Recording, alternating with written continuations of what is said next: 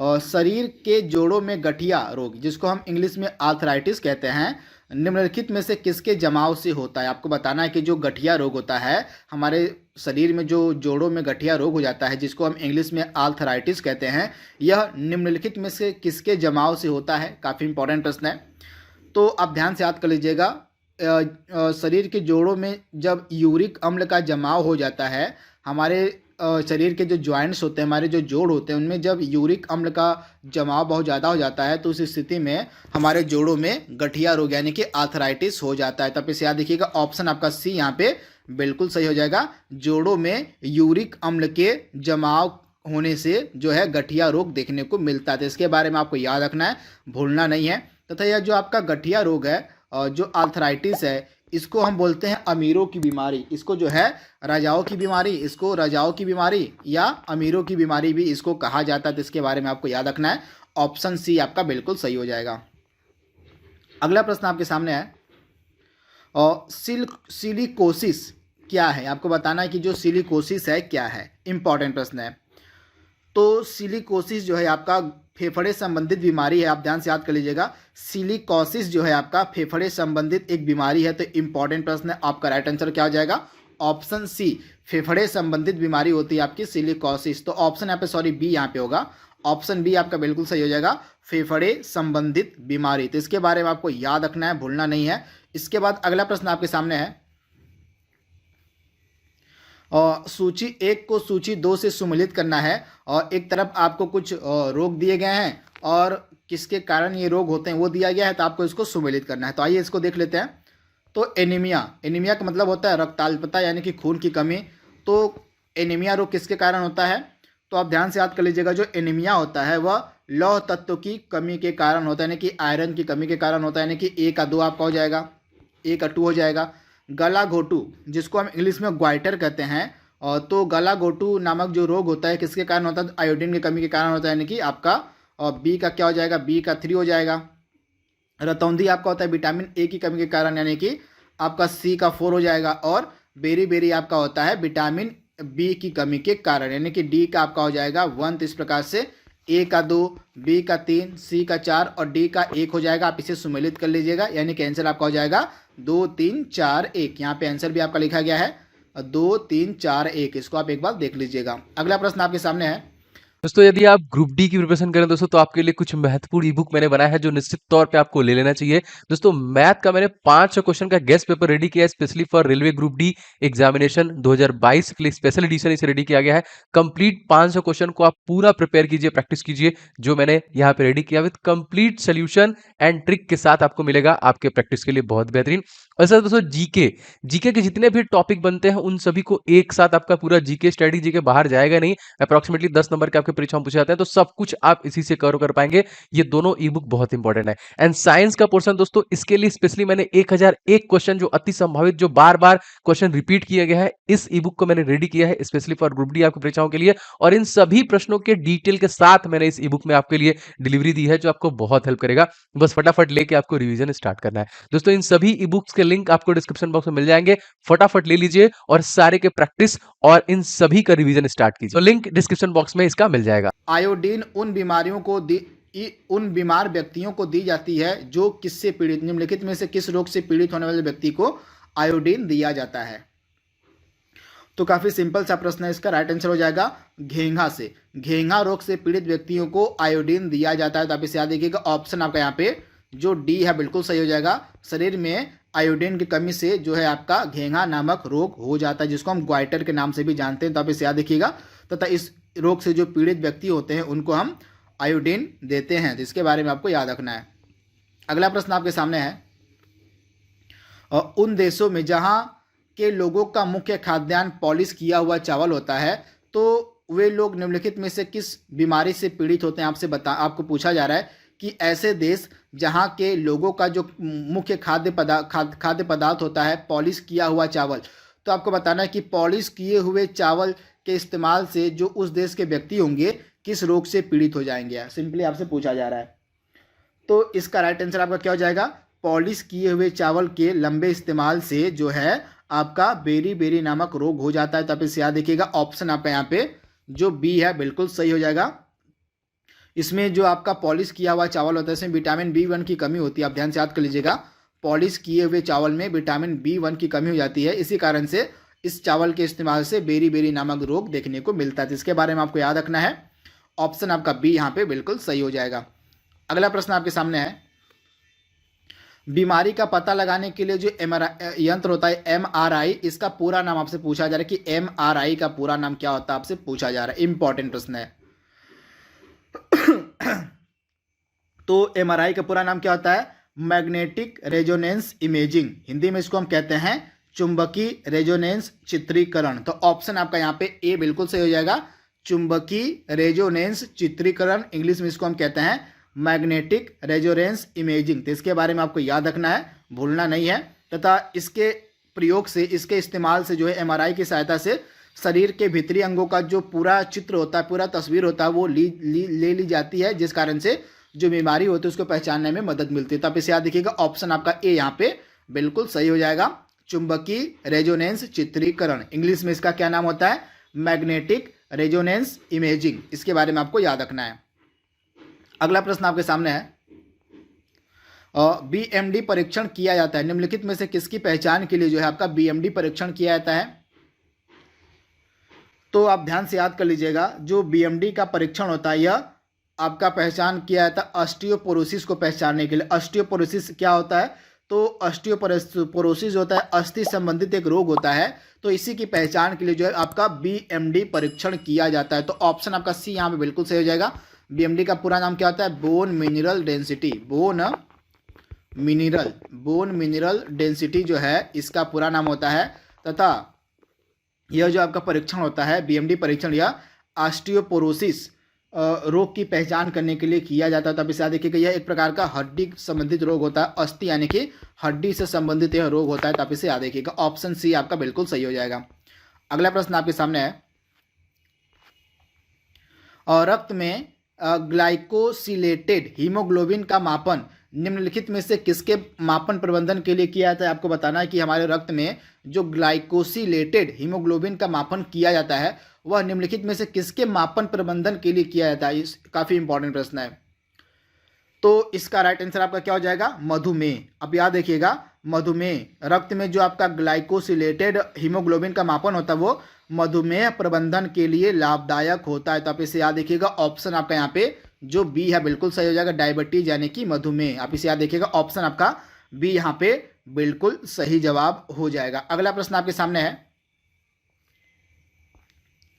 जो मनुष्य यह नहीं समझ पाता है कि उसे कब भोजन करना रोक देना चाहिए, वह किस बीमारी से पीड़ित होता है? इंपॉर्टेंट प्रश्न है। तो इसका राइट आंसर क्या हो जाएगा?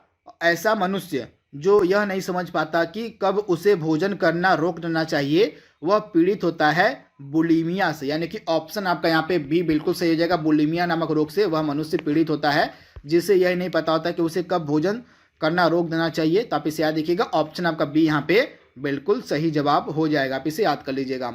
अगला प्रश्न आपके सामने है, और इटाई रोग किसके दीर्घकालीन विषाक्तता से होता है? यानी कि निम्नलिखित में से किसके दीर्घकालीन संपर्क में रहने से जो है आपका इटाई नामक रोग होता है? तो आपका जो इटाई नामक रोग होता है कैडमियम, आप ध्यान से याद कर लीजिएगा, कैडमियम के दीर्घकालीन विषाक्तता के कारण होता है। तो आप इसे याद रखिएगा, ऑप्शन आपका बी यहाँ पे बिल्कुल सही हो जाएगा। इटाई रोग का कारण क्या होता है? तो कैडमियम होता है। तो ऑप्शन आपका बी यहाँ पे बिल्कुल सही जवाब हो जाएगा। काफी ज्यादा इंपॉर्टेंट है प्रश्न, कैडमियम का संबंध आपका हो जाएगा इटाई रोग से। अगला प्रश्न आपके सामने है, ब्लू बेबी सिंड्रोम नामक प्रदूषण कारित बीमारी जो होती है पीने वाले जल में निम्न में से किसके अधिक विद्यमान होने के कारण होती है? यानी कि जो आपका ब्लू बेबी सिंड्रोम नामक बीमारी होता है यह एक प्रदूषण कारित बीमारी होती है जो पीने वाले जल में किस तत्व के विद्यमान होने के कारण होती है? तो इसका राइट आंसर क्या हो जाएगा? एक तत्व पाया जाता है जिसका नाम है नाइट्रेट। तो नाइट्रेट नामक तत्व जो है पीने वाले जल में मौजूद होता है और इसी के सेवन से जो बीमारी होती है वो होती है ब्लू बेबी सिंड्रोम। तो ऑप्शन आपका सी यहाँ पे बिल्कुल सही हो जाएगा। नाइट्रेट के कारण जो है आपका ब्लू बेबी सिंड्रोम नामक जो बीमारी होता है वह होता है, जिसके बारे में आपको याद रखना है। ऑप्शन आपका सी यहाँ पे बिल्कुल सही हो जाएगा, नाइट्रेट। अगला प्रश्न आपके सामने है, और चिकित्सीय भाषा में जो गोल्डन आवर होता है उसका संबंध किससे होता है? इंपॉर्टेंट प्रश्न है। तो चिकित्सीय भाषा में जो आपका गोल्डन आवर होता है इसका संबंध होता है हृदय घात से। आप इसे याद रखिएगा, हृदय घात यानी कि हार्ट अटैक से संबंधित होता है आपका गोल्डन आवर। इसका मतलब क्या होता है? तो दिल का दौरा पड़ने के पहले 1 घंटे को हम गोल्डन आवर के नाम से जानते हैं। तो आप इसे याद कर लीजिएगा, जब दिल का दौरा किसी व्यक्ति को पड़ता है तो उसका जो पहला घंटा होता है उसको हम गोल्डन आवर के नाम से जानते हैं। यानी कि 1 घंटे के अंदर अगर किसी व्यक्ति को दिल का दौरा पड़ता है यानी कि हार्ट अटैक आता है तो उसके 1 घंटे के अंदर अगर आप उसे हॉस्पिटल में पहुंचा जाते हैं तो उसके बचने की जो संभावना है बहुत ही ज़्यादा होती है। तो इसी कारण को हम इसी कारण से इसको हम बोलते हैं कि यह गोल्डन आवर होता है। दिल का दौरा पड़ने के बाद का जो पहला 1 घंटा होता है उसी को हम गोल्डन आवर कहते हैं। तो आप इसे याद रखिएगा, ऑप्शन आपका सी यहाँ पे बिल्कुल सही हो जाएगा। अगला प्रश्न आपके सामने है, और बीटा ब्लॉकर एक औषधि है, निम्नलिखित में से किसको बचाने हेतु दी जाती है? किससे बचने हेतु दी जाती है? तो आप ध्यान से याद कर लीजिएगा, जो बीटा ब्लॉकर नामक औषधि होती है आपकी हृदय घात से बचने के लिए दी जाती है। तो आप इसे याद रखिएगा, ऑप्शन आपका यहाँ पे जो सी है बिल्कुल सही हो जाएगा। हृदय घात यानी कि हार्ट अटैक और उच्च रक्तचाप यानी कि हाइपरटेंशन से बचाने के लिए जो है आपकी बीटा ब्लॉकर नामक जो औषधि है वह दी जाती है। तो आप इसे याद कर लीजिएगा, ऑप्शन सी यानी कि हृदय घात के अलावा उच्च रक्तचाप यानी कि हाइपरटेंशन से बचाने के लिए जो है आपकी यह औषधि दी जाती है। तो ऑप्शन सी आपका बिल्कुल सही हो जाएगा। अगला प्रश्न आपके सामने दिया गया है, और हृदय की धड़कन नियंत्रित करने के लिए निम्न में से कौन सा एक खनिज काफ़ी ज़्यादा आवश्यक होता है? तो आप ध्यान से याद कर लीजिएगा, हृदय की धड़कन नियंत्रित करने के लिए निम्न में से कौन सा खनिज आवश्यक है? तो पोटेशियम। आप ध्यान से याद कर लीजिएगा, पोटेशियम जो है काफ़ी ज़्यादा फायदा पहुंचाता है हृदय की धड़कन को नियंत्रित करने में। तो ऑप्शन आपका बी यहाँ पे बिल्कुल सही हो जाएगा, पोटेशियम। आप इसे याद कर लीजिएगा। अगला प्रश्न आपके सामने है, लंबे समय तक उपवास रखने पर जो है सर्वाधिक प्रभाव जो है किस अंग पर पड़ता है? हमारे शरीर के किस अंग पर पड़ता है आपसे पूछा जा रहा है। तो लंबे समय तक आप ध्यान से याद कर लीजिएगा, लंबे समय तक उपवास रखने का जो सर्वाधिक प्रभाव होता है हमारे शरीर के किडनी यानी कि गुर्दे पर पड़ता है। तो आप इसे याद कर लीजिएगा, ऑप्शन आपका जो सी है यहाँ पे बिल्कुल सही हो जाएगा। गुर्दे पर जो है यानी कि किडनी पर जो है सबसे अधिक प्रभाव देखने को मिलता है। तो ऑप्शन आपका सी यहाँ पे बिल्कुल सही हो जाएगा। अगला प्रश्न आपके सामने है, निम्नलिखित में से कौन सा पोटेशियम अल्पता से संबंधित रोग है? आपसे पूछा जा रहा है, यानी कि पोटेशियम की कमी के कारण जो है इसमें से कौन सा रोग देखने को मिलता है? इंपॉर्टेंट प्रश्न आपसे एग्जाम में पूछा जा सकता है। तो पोटेशियम अल्पता से होने वाला रोग आपका इसमें से क्या हो जाएगा? तो इसका जो राइट आंसर आपका हो जाएगा वो हो जाएगा लो ब्लड प्रेशर यानी कि निम्न रक्तचाप। यानी कि अगर आपके शरीर में पोटेशियम की कमी होती है तो पोटेशियम की कमी से अगर शरीर में पोटेशियम की कमी हो जाती है तो आपके शरीर में जो है लो ब्लड प्रेशर यानी कि निम्न रक्तचाप की बीमारी हो जाती है। तो आप इसे याद रखिएगा, ऑप्शन आपका बी यहाँ पे बिल्कुल सही हो जाएगा, निम्न रक्तचाप यानी कि लो ब्लड प्रेशर। तो आप इसे याद रखिएगा, ऑप्शन आपका बी यहाँ पे बिल्कुल सही जवाब हो जाएगा। अगला प्रश्न आपके सामने है, और यदि मूत्र में एल्बुमिन आ रहा हो तो ऐसे व्यक्ति के निम्न में से किस एक अंग के फेल हो जाने से पीड़ित होने की संभावना बनी रहती है? काफी इंपॉर्टेंट प्रश्न। अगर मूत्र में किसी व्यक्ति के लगातार एल्बुमिन आ रहा है तो इसका मतलब होता है कि उस व्यक्ति का जो कौन सा अंग है वह फेल होने वाला है। तो उस व्यक्ति का जो वृक्क है, जो किडनी है वह फेल होने वाली है। तो आप इसे याद रखिएगा, ऑप्शन आपका यहाँ पे ए जो है बिल्कुल सही हो जाएगा। आप इसे याद कर लीजिएगा, ऑप्शन ए यानी कि उसके जो वृक्क है, उसकी जो किडनी है वह फेल होने वाली है। तो आप इसे याद रखिएगा, इंपॉर्टेंट प्रश्न है, आप इससे एग्जाम में यह प्रश्न पूछा जा सकता है। तो अगला प्रश्न आपके सामने है, और ट्यूमर की पहचान हेतु प्रयुक्त रेडियोधर्मी समस्थानिक कौन सा है? आपसे पूछा जा रहा है। तो ट्यूमर की पहचान हेतु जो प्रयुक्त रेडियोधर्मी समस्थानिक होता है उसका नाम है आर्सेनिक 74। आप इसे ध्यान से याद कर लीजिएगा, आर्सेनिक 74 का संबंध किससे होता है? तो ट्यूमर की पहचान से होता है। तो राइट आंसर आपका क्या हो जाएगा? आर्सेनिक 74। इंपॉर्टेंट है, आपसे एग्जाम में पूछा जा सकता है। तथा आयोडीन 131 का इस्तेमाल किस लिए किया जाता है? तो थायराइड ग्रंथि की सक्रियता के लिए। किसके लिए?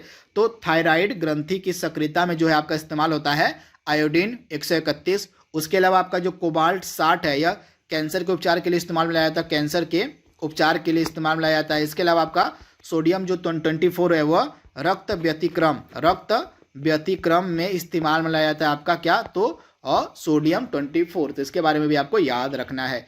तो इस प्रश्न का हमारा राइट आंसर क्या हो जाएगा, आर्सेनिक 74 का जो इस्तेमाल है वह ट्यूमर की पहचान के लिए किया जाता है। तो आप इसे याद रखिएगा, ऑप्शन बी आपका बिल्कुल सही है। अगला प्रश्न आपके सामने है, इसमें से कौन सा सुमेलित नहीं है, आपसे पूछा जा रहा है कि दिए गए 4 ऑप्शंस में से कौन सा सही सुमेलित नहीं है, इसको देख लेते हैं। तो आयोडीन 131 का संबंध आपका होता है थायराइड ग्रंथि सक्रियता से, ऑप्शन आपका ए बिल्कुल सही है। फास्फोरस 32 का संबंध किससे है, तो फास्फोरस 32 का संबंध आपका हो जाएगा श्वेत रक्तता के उपचार से संबंधित है आपका फास्फोरस 32, तो यह भी आपका बिल्कुल सही है। कोबाल्ट 60 का संबंध आपका कैंसर से है, बिल्कुल सही है। लेकिन आपका जो गोल्ड 198 है इसका संबंध रेटिना दोषों के उपचार से नहीं है, तो ऑप्शन आपका डी यहाँ पे सही सुमेलित नहीं है। तो आप इसे याद रखिएगा, इंपॉर्टेंट है। यह जो आपका गोल्ड 198 है यह सोने का रेडियो एक्टिव आइसोटोप है जिसका प्रयोग कैंसर उपचार में किया जाता है। इसका भी उपयोग जो है आपका कैंसर के उपचार में किया जाता है। तो यहाँ पे रेटिना दोषों का उपचार नहीं होना चाहिए था, तो ऑप्शन डी आपका यहाँ पे सुमेलित नहीं है। तो आप इसे याद कर लीजिएगा। अगला प्रश्न आपके सामने है, कोबाल्ट 60 यानी कि कोबाल्ट 60 आमतौर पर विकिरण चिकित्सा में प्रयुक्त होता है, तो कोबाल्ट 60 के अंतर्गत क्या उत्सर्जित होता है, आपसे पूछा जा रहा है। तो कोबाल्ट 60 क्या उत्सर्जित करता है, इंपॉर्टेंट प्रश्न है। तो आपका जो कोबाल्ट 60 है यह गामा किरणों का उत्सर्जन करता है, गामा रेज का जो उत्सर्जन है यह करता है आपका कोबाल्ट 60, तथा इसका जो इस्तेमाल है वह किस बीमारी के लिए किया जाता है, तो यह कैंसर के उपचार के लिए जो है इसका इस्तेमाल किया जाता है आपका कोबाल्ट 60 का, तथा यह जो कोबाल्ट 60 है यह गामा किरणों का उत्सर्जन करता है। तो आप इसे याद रखिएगा, ऑप्शन आपका यहाँ पे जो बी है 100% सही जवाब हो जाएगा, गामा किरणें। अगला प्रश्न आपके सामने है, रक्त कैंसर को नियंत्रित करने के लिए उपयोग किया जाने वाला जो रेडियोधर्मी समस्थानिक है वह कौन सा है, तो आर्सेनिक 74। आप ध्यान से याद कर लीजिएगा, जो आपका आर्सेनिक 74 है, इंपॉर्टेंट प्रश्न है। रक्त कैंसर को नियंत्रित करने के लिए जो आपका इस्तेमाल में लाया जाने वाला रेडियोधर्मी समस्थानिक वो है आर्सेनिक 74। और इसके अलावा आपका क्या हो जाएगा, सॉरी यहाँ पे थोड़ा सा गलत हो गया है, यहाँ पे आपका होना चाहिए था कोबाल्ट 60। कोबाल्ट 60 का भी इस्तेमाल होता है और फास्फोरस 32 का भी इस्तेमाल होता है। आप ध्यान से याद कर लीजिएगा, कोबाल्ट 60 और फास्फोरस आपका कोबाल्ट 60 और फास्फोरस 32 दोनों का इस्तेमाल होता है आपका रक्त कैंसर को नियंत्रित करने के लिए। तो आप इसे याद कर लीजिएगा, जो आपके रेडियोधर्मी समस्थानिक हैं आपके फास्फोरस 32 और कोबाल्ट 60, इन दोनों का जो उपयोग है ल्यूकेमिया, एक प्रकार का रक्त कैंसर होता है। आप ध्यान से याद कर लीजिएगा, जो आपका ल्यूकेमिया होता है एक प्रकार का रक्त कैंसर ही होता है, तो इसी के इलाज के लिए जो है आपका फास्फोरस 32 और कोबाल्ट 60 इन दोनों का इस्तेमाल किया जाता है। तो अब इनके बारे में आप याद रखिएगा, ए और सी आपका दोनों सही हो जाएगा। यहाँ पे मैंने दोनों पर टिक लगाया हुआ है, आपका ए भी सही है और आपका सी भी सही है। तो दोनों का इस्तेमाल जो है आपका होता है रक्त कैंसर यानी कि ल्यूकेमिया के इलाज के लिए। तो इसके बारे में आपको याद रखना है। अगला प्रश्न आपके सामने है, ट्यूमर संसूचित करने में प्रयुक्त रेडियो समस्थानिक कौन सा, यानी कि ट्यूमर का इलाज करने के लिए इसमें से कौन से रेडियो समस्थानिक का उपयोग होता है, तो ट्यूमर का इलाज करने के लिए इसमें से इस्तेमाल में लाया जाने वाला जो आपका रेडियो समस्थानिक वो कौन सा है, तो आर्सेनिक 74 है। तो आप इसे याद कर लीजिएगा, आर्सेनिक 74 का जो इस्तेमाल है वह ट्यूमर की पहचान के लिए किया जाता है। तो आप इसे याद रखिएगा, आर्सेनिक 74 आपका राइट आंसर हो जाएगा। अगला प्रश्न आपके सामने है, और मांसपेशियों में दर्द के उपचार में उपयोग किया जाने वाला कौन सा विकिरण है, आपसे पूछा जा रहा है। तो काफ़ी इंपॉर्टेंट प्रश्न है, मांसपेशियों में दर्द के उपचार में उपयोग किया जाने वाला विकिरण आपका होता है इंफ्रारेड। आप इसे याद रखिएगा, इंफ्रारेड विकिरण यानी कि इंफ्रारेड रेडिएशन का जो इस्तेमाल है वह आपका मांसपेशियों में दर्द के उपचार के लिए किया जाता है। तो आप इसे याद रखिएगा, ऑप्शन आपका यहाँ पे ए जो है बिल्कुल सही हो जाएगा। इंपॉर्टेंट प्रश्न आपसे एग्जाम में पूछा जा सकता है प्रश्न, तो इसके बारे में आपको याद रखना है। अगला प्रश्न आपके सामने है, और ल्यूकेमिया एक प्रकार का कैंसर होता है जिसमें निम्नलिखित में से किसकी असाधारण बढ़ोतरी होने लगती है। तो मैंने इसके बारे में आपको बताया है, यहाँ पे और नहीं असाधारण होना चाहिए था, असाधारण। तो ल्यूकेमिया एक प्रकार का रक्त कैंसर होता है और इसमें जो आपकी वाइट ब्लड सेल्स होती हैं, जो आपकी श्वेत रक्त कणिकाएं होती हैं, इनमें जो है असाधारण बढ़ोतरी देखने को मिलती है। तो आपका राइट आंसर क्या हो जाएगा? श्वेत रक्त कणिकाओं यानी कि WBC की संख्या में जो है असाधारण बढ़ोतरी देखने को मिलती है। तो ऑप्शन आपका डी यहाँ पे बिल्कुल सही जवाब हो जाएगा। आप इसे याद कर लीजिएगा, इंपॉर्टेंट प्रश्न है। अगला प्रश्न आपके सामने है, और अल्जाइमर रोग में मानव शरीर का कौन सा अंग प्रभावित होता है? यानी कि अल्जाइमर जो रोग होता है उससे मानव शरीर का कौन सा अंग प्रभावित होता है? तो अल्जाइमर रोग से जो हमारा ब्रेन होता है, हमारा जो मस्तिष्क होता है, वह प्रभावित होता है। तो आप इसे याद रखिएगा। ऑप्शन आपका यहाँ पे जो बी है बिल्कुल सही हो जाएगा। अल्जाइमर रोग में जो सोचने की क्षमता होती है, जो मनुष्य की स्मरण शक्ति होती है, स्मरण क्षमता होती है, वह कमजोर हो जाती है। तो आप इसे याद रखिएगा। ऑप्शन आपका बी यहाँ पे बिल्कुल सही हो जाएगा। अल्जाइमर से हमारा मस्तिष्क प्रभावित होता है। अगला प्रश्न आपके सामने है, और पार्किंसन जो बीमारी होती है उसके पार्किंसन बीमारी के उपचार के विकास के लिए किसको जो है नोबेल पुरस्कार दिया गया था, आपसे पूछा जा रहा है। तो इसका राइट आंसर क्या हो जाएगा? हमारा पार्किंसन बीमारी के उपचार के विकास के लिए जो है नोबेल पुरस्कार किसको दिया गया था? तो इसका राइट आंसर आपका हो जाएगा आर्विड कार्लसन को। किसको? तो आर्विड कार्लसन को जो है पार्किंसन बीमारी के उपचार के विकास के लिए जो है नोबेल पुरस्कार दिया गया था। तो इसके बारे में आपको याद रखना है, भूलना नहीं है, इंपॉर्टेंट प्रश्न है। तो अगला प्रश्न आपके सामने है,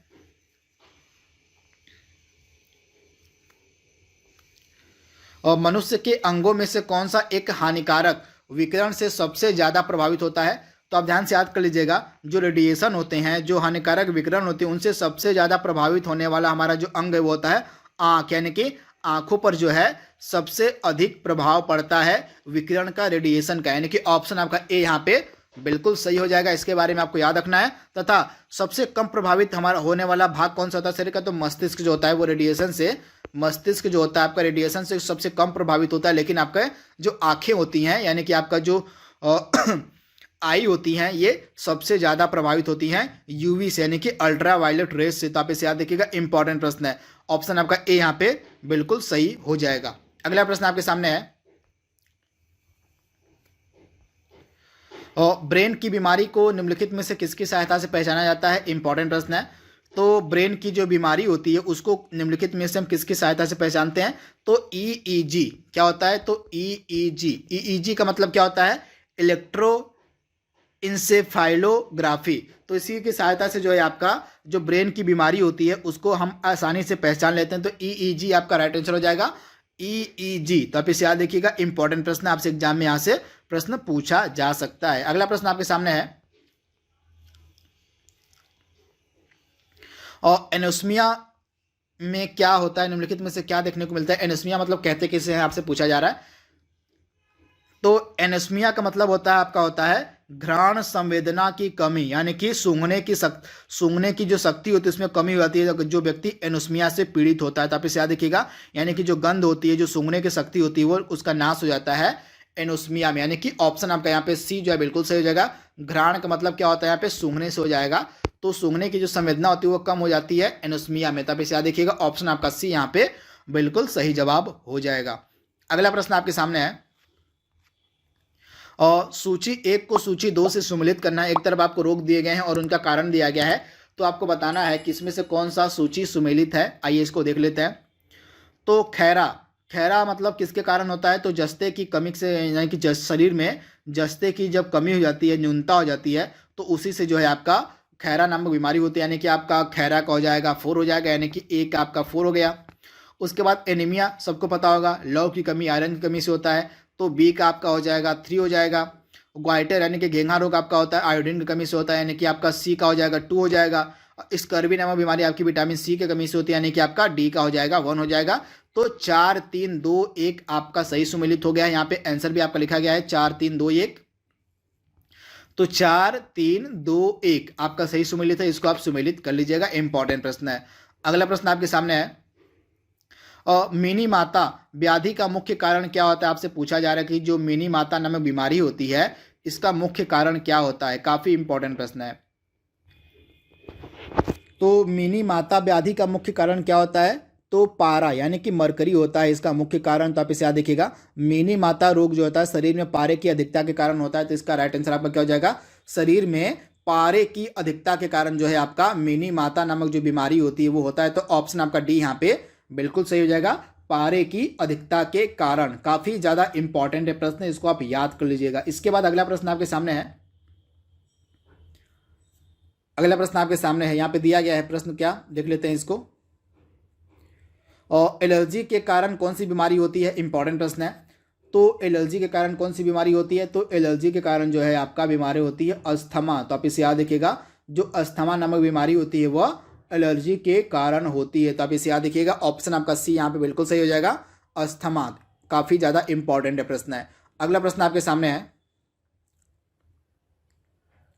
और कौन सा प्रदूषक नॉक नी सिंड्रोम के लिए उत्तरदायी होता है। आपको बताना है कि इसमें से कौन सा जो प्रदूषक होता है वह नॉक नी सिंड्रोम के लिए आपका जिम्मेदार यानी कि उत्तरदायी होता है। तो जल में जो फ्लोराइड नामक प्रदूषण पाया जाता है, जल में फ्लोराइड नामक प्रदूषण जो होता है वह नॉक नीन सिंड्रोम नामक बीमारी के लिए जो है उत्तरदायी होता है। तो आप इसे याद रखिएगा, ऑप्शन आपका यहाँ पे ए बिल्कुल सही जगह। जल में जो फ्लोराइड प्रदूषण मिलता है वह नॉक नी सिंड्रोम के लिए उत्तरदायी होता है। तो ऑप्शन आपका ए यहाँ पे बिल्कुल सही जवाब हो जाएगा। अगला प्रश्न आपके सामने है, एक तरफ आपको कुछ बीमारियां दी गई हैं, कुछ व्याधियां दी गई हैं और उनका कारण दिया गया है, तो इसको आपको सुमेलित करना है। काफ़ी ज़्यादा इंपॉर्टेंट प्रश्न है, तो इसको सॉल्व कर लेते हैं। तो पहली व्याधि आपके सामने क्या दी गई है, मैरेस्मस। मैरेस्मस यह होता है, इसको लिखते हैं मैरेस्मस लिखते हैं। तो मेरेस्मस जो है किसके कारण होता है, तो मेरेस्मस जो होता है वह दीर्घकालीन उपवास से पनपता है, यानी कि आपका ए का 1 हो जाएगा। क्वासियोरकर जो है किसके कारण होता है, तो प्रोटीन की कमी के कारण होता है। प्रोटीन की अल्पता से आपका यह रोग होता है, क्वासियोरकर होता है, तो बी का 2 हो जाएगा। टीबी आपका बैक्टीरिया से संबंधित रोग होता है, यानी कि जीवाणु संक्रमण से होता है। हेपेटाइटिस बी आपका विषाणु से होता है। तो इस प्रकार से आपके चारों आमने सामने दिए गए हैं। मेरेस्मस नामक जो बीमारी होती है वो दीर्घकालीन यानी कि लंबे समय तक उपवास करने के कारण होती है, और क्वासियोरकर नामक जो बीमारी होती है वह प्रोटीन की अल्पता से होती है, यानी कि प्रोटीन की कमी से होती है। टीबी नामक बीमारी आपका बैक्टीरिया यानी कि जीवाणु से होता है, और हेपेटाइटिस बी आपका विषाणु संक्रमण से होता है। चारों आपके आमने सामने दिए गए हैं, तो आप इसको याद कर लीजिएगा। यहाँ पे आंसर आपका लिखा गया है 1, 2, 3, 4 आपका राइट आंसर हो जाएगा। अगला प्रश्न आपके सामने है, और निम्नलिखित में से कौन सा सुमेलित है आपसे पूछा जा रहा है, यानी कि एक तरफ आपको 4 बीमारियां दी गई हैं और उनसे प्रभावित होने वाला अंग दिया गया है, तो इसमें से आपको बताना है कि कौन सा सही सुमेलित है। तो मोतियाबिंद से शरीर का कौन सा अंग हमारा प्रभावित होता है, तो यहाँ पे आंत दिया गया, तो बिल्कुल गलत जवाब। मोतियाबिंद से आंत नहीं, हमारी आंख जो होती है वह प्रभावित होती है। तो इसको बिल्कुल ध्यान से आपको पढ़ना है प्रश्न को। आंख की जगह यहाँ पे आंत दे दिया गया, अगर आप जल्दी जल्दी में करेंगे तो इसको आप सही मार्क आ जाते। तो इसी प्रकार से प्रश्न आपके गलत हो जाते हैं। जल्दबाजी में कोई भी प्रश्न को सॉल्व नहीं करना चाहिए, कम से कम इत्मीनान से तो प्रश्न को पढ़ना ही चाहिए। इसके बाद पीलिया से हमारा कौन सा अंग प्रभावित होता है, तो पीलिया से हमारा यकृत जो होता है वो प्रभावित होता है, लीवर होता है, यानी कि बिल्कुल सही दिया गया। आपका बी वाला जो है बिल्कुल सही सुमेलित है। इसके बाद टाइफाइड से हमारा कौन सा रोग प्रभावित होता है, तो टाइफाइड से यहाँ पे फेफड़ा का संबंध नहीं होता। टाइफाइड से हमारी जो आंत होती है वह प्रभावित होती है, तो यहाँ पे आंत होगा। और निमोनिया से आंखें नहीं प्रभावित होती, निमोनिया से बल्कि क्या प्रभावित होता है, गला, यानी कि हमारा जो फेफड़ा होता है, फेफड़े जो है हमारे प्रभावित होते हैं निमोनिया से। तो इस प्रकार से आपका ऑप्शन बी सही सुमेलित था, इसको आप देख लीजिएगा। तथा चारों ऑप्शन का मैंने सही जवाब भी दे दिया है, इनको एक बार आप देख लीजिएगा। मोतियाबिंद से हमारी आंख प्रभावित होती है, पीलिया से यकृत लीवर होता है, टाइफाइड से आंत होती है, और निमोनिया से फेफड़े प्रभावित होते हैं। अगला प्रश्न आपके सामने है, और मायोपिया जो होता है किस अंग का दोष होता है आपसे पूछा गया है। तो मायोपिया जो होता है यह, इसको हम कहते हैं निकट दृष्टि दोष। इसको हम मायोपिया को क्या कहते हैं, मायोपिया को हम निकट दृष्टि दोष भी कहते हैं। इंपॉर्टेंट, आप नोट डाउन कर लीजिएगा। मायोपिया को जो है निकट दृष्टि दोष के नाम से भी जाना जाता है, तथा यह आंख से संबंधित होता है। तो ऑप्शन आपका डी यहाँ पे बिल्कुल सही हो जाएगा। इंपॉर्टेंट प्रश्न है। और तथा आपका जो निकट दृष्टि दोष होता है, इसमें क्या होता है, निकट की वस्तु तो साफ साफ दिखाई पड़ती है, परंतु दूर की जो वस्तुएं होती हैं वो साफ नहीं दिखाई पड़ती हैं, जिसके बारे में आपको याद रखना है, भूलना नहीं है। तथा निकट दृष्टि दोष यानी कि इस मायोपिया को ठीक करने के लिए जो है किसका इस्तेमाल किया जाता है, तो अवतल लेंस का। अवतल लेंस का जो इस्तेमाल होता है निकट दृष्टि दोष यानी कि मायोपिया को ठीक करने के लिए किया जाता है। तो काफ़ी ज़्यादा इंपॉर्टेंट प्रश्न है। कॉनकेव लेंस यानी कि अवतल लेंस का इस्तेमाल इसको ठीक करने के लिए किया जाता है। आप इसे नोट डाउन कर लीजिएगा। अगला प्रश्न आपके सामने है, और दूरदृष्टि दोष में प्रतिबिंब जो है निम्नलिखित पर बनता है। यानी कि अगर कोई व्यक्ति दूरदृष्टि दोष से पीड़ित है तो उसकी आंख पर जो प्रतिबिंब होता है वह कहाँ पर बनता है? तो दूरदृष्टि दोष से पीड़ित व्यक्ति की आंख पर जो प्रतिबिंब होता है वो रेटिना के पीछे बनता है। कहाँ? तो रेटिना के पीछे बनता है। तो ऑप्शन आपका बी यहाँ पे बिल्कुल सही हो जाएगा। तथा इस दूरदृष्टि दोष के निवारण के लिए जो है हम उत्तल लेंस का इस्तेमाल करते हैं। किसका? तो उत्तल लेंस का जो इस्तेमाल होता है दूरदृष्टि दोष के निवारण के लिए किया जाता है। तो इंपॉर्टेंट है। तथा दूरदृष्टि दोष में होता क्या है? तो पास की जो वस्तुएं होती हैं देखने में मनुष्य को दिक्कतों का सामना करना पड़ता है, परंतु उसको दूर की जो वस्तुएं होती हैं वो साफ साफ दिखाई पड़ती हैं। जिसके बारे में आपको याद रखना है। तथा इसमें जो प्रतिबिंब होता है वो रेटिना के ठीक पीछे बनता है और इसको ठीक करने के लिए जो है हम उत्तल लेंस का इस्तेमाल करते हैं दूरदृष्टि दोष को। इंपॉर्टेंट प्रश्न है। अगला प्रश्न आपके सामने है, और यदि आंख का लेंस अपारदर्शी हो जाए तो निम्नलिखित में से आंख में कौन सी बीमारी हो जाती है? आपसे पूछा जा रहा है। तो यदि आंख का जो लेंस होता है वो अपारदर्शी हो जाए तो आंख का रोग क्या कहलाएगा? तो इसको हम कहते हैं मोतियाबिंद। आप इसे याद रखिएगा। मोतियाबिंद में क्या होता है? मोतियाबिंद में शायद देखने को मिलता है कि जो आंख होती है उसका जो लेंस होता है वो अपारदर्शी हो जाता है। तो आप इसे याद रखिएगा। राइट आंसर आपका क्या हो जाएगा? मोतियाबिंद। काफी ज्यादा इंपॉर्टेंट है प्रश्न है। अगला प्रश्न आपके सामने है, मैड काऊ रोग का कारण क्या होता है? इंपॉर्टेंट प्रश्न है। तो आपका जो मैड काऊ रोग होता है इसका कारण क्या माना जाता है? तो मैड काऊ रोग का जो कारण है वह माना जाता है आपका विषाणु। क्या माना जाता है? तो विषाणु जो होता है वह मैड काऊ रोग का कारण माना जाता है। तो ऑप्शन आपका यहाँ पे जो सी है बिल्कुल सही हो जाएगा, विषाणु। सॉरी, यहाँ पे थोड़ा सा मिस्टेक हो गया। यहाँ पे विषाणु की जगह प्रायांश कर लीजिएगा। यहाँ पे जो मैड काऊ रोग होता है यह प्रायांश से होता है। प्रायांश इस प्रकार से लिखाएगा, प्रायांश। यह होता क्या है आपको मैं बता देता हूँ कि जो आपका मैड काऊ रोग होता है यह जो आपके मवेशी होते हैं, मवेशियों के मस्तिष्क को प्रभावित करना है। मवेशियों का जो ब्रेन होता है, मवेशियों का जो मस्तिष्क होता है उसको प्रभावित करने वाला एक रोग होता है जिसको हम कहते हैं मैड काऊ। इसके अंतर्गत मस्तिष्क यानी कि जो मवेशियों के मस्तिष्क होते हैं उनमें एक चीज उपस्थित होती है, इसका नाम होता है प्रायन। उनके मस्तिष्क में, मवेशियों के मस्तिष्क में एक प्रायन नामक जो है नामक एक विकृत प्रोटीन पाया जाता है। इसी विकृत प्रोटीन जो होता है यही इसके रोग का कारण होता है, मैड काऊ रोग का। तब इसे याद रखिएगा। यहाँ पे प्रायांश आपका राइट आंसर हो जाएगा। प्रायांश जो है आपका यहाँ पे राइट आंसर है। तो आप इसे याद रखिएगा। अगला प्रश्न आपके सामने है। अगला प्रश्न आपके सामने है, यहाँ पे विषाणु की जगह प्रायांश कर लीजिएगा। यहाँ पे क्या होगा? राइट आंसर आपका क्या हो जाएगा? प्रायांश जो होता है आपका मैड काऊ रोग का मेन कारण होता है तथा यह मवेशियों के मस्तिष्क को यानी कि ब्रेन को प्रभावित करने वाला एक घातक रोग होता है। तो इसके बारे में आपको याद रखना, भूलना नहीं है। अगला प्रश्न आपके सामने है, इंटरफेरॉन का इस्तेमाल जो है निम्नलिखित में से किसके नियंत्रण के लिए किया जाता है? तो इंटरफेरॉन एक प्रकार का प्रोटीन होता है तथा इसका जो इस्तेमाल है यह कैंसर के नियंत्रण के लिए किया जाता है, कैंसर के उपचार में किया जाता है। तो आप इसे याद रखिएगा। ऑप्शन आपका ए यहाँ पे बिल्कुल सही है। ऑप्शन ए यानी कि कैंसर के उपचार में। अगला प्रश्न आपके सामने है, और बीमारी जिसमें उच्च मात्रा में यूरिक अम्ल प्रधान रूप में पाया जाता है उसको हम क्या कहते हैं? तो उस बीमारी का आपको नाम बताना है जिसमें जो यूरिक अम्ल होता है सबसे अधिक मात्रा में पाया जाता है।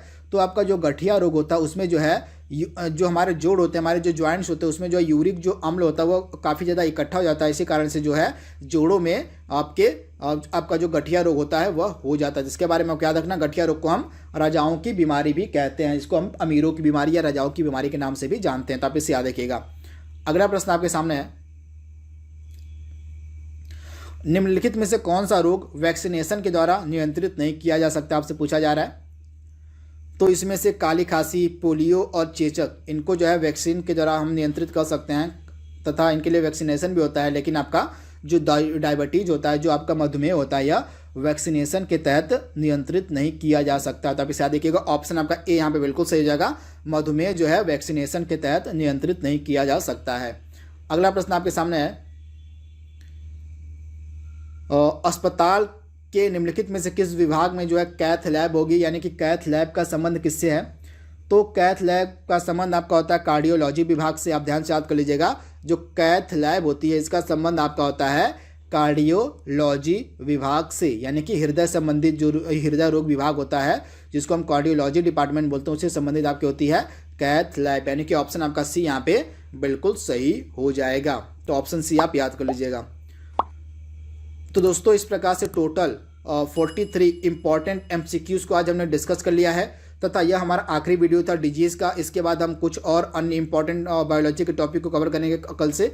तो आज के लिए बस इतना ही। Thank you. इस तरह से आपका जो रोग का टॉपिक है वो पूरी तरह से आपका समाप्त हो गया है। तो आज के लिए बस इतना ही। Thank you. Thanks for watching. Thank you.